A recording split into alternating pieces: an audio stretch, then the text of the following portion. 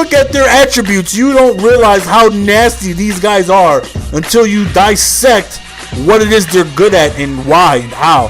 So speed-wise, I mean, they're not the fastest. You got some decent speed. You can mix in Johnson, the rookie, but for the most part, Cobb's got some okay speed, low 90s. Jordy Nelson is a 90. Jones is an 86. So you really don't have a big streak threat. You don't have, old school Randy Moss or, nowadays like a Brandon Banks, somebody who's not even that good, but somebody fast. There's really not too many big, deep streak options here, but their attributes are just insane when you look over them.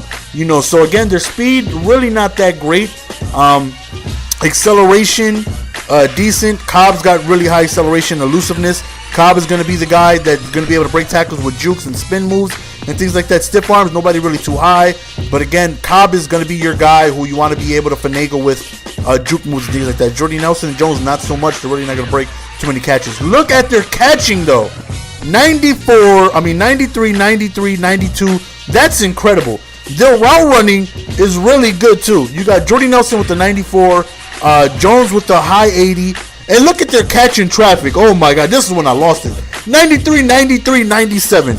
These guys aren't really going to drop too many catches. They all have high catching, high route running, high catching traffic. Their receivers are nuts. Got to be one of the better receiving cores in the game with that catch in traffic. That's just amazing. Spectacular catch as well. You have Nelson and you have Jones with high spectacular catches. And their beat press, 94 and 96. Nelson and Jones, these guys are going to be damn near unpressable. So unless you got somebody who can really press, like, you really have to look at your attributes.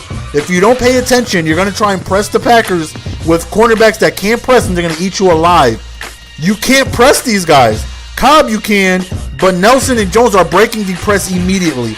And with their catching traffic and their catching and Aaron Rodgers being able to pinpoint the ball is just incredible on how, I didn't realize how good these receivers are until I looked at their attributes.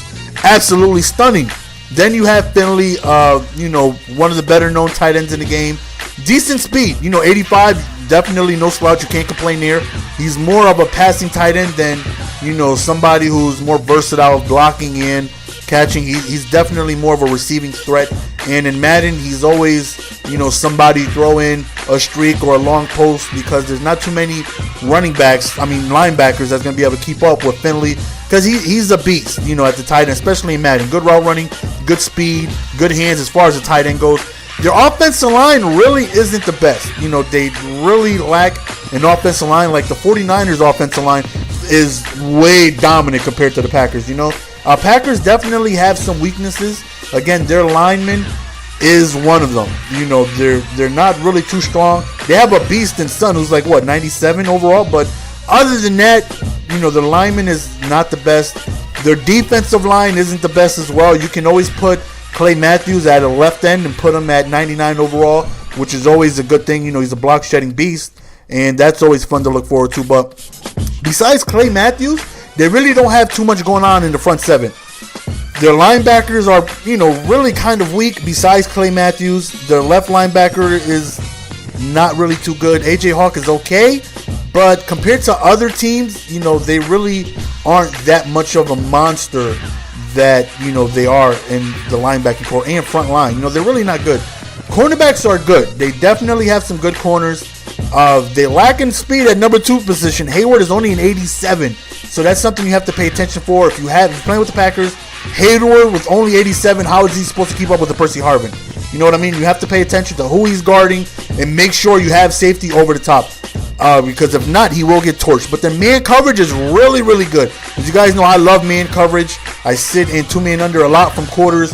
Because when your defense is ass, you just sit in man coverage and hope the computer can make a play for you. All of them are 90s, which is good.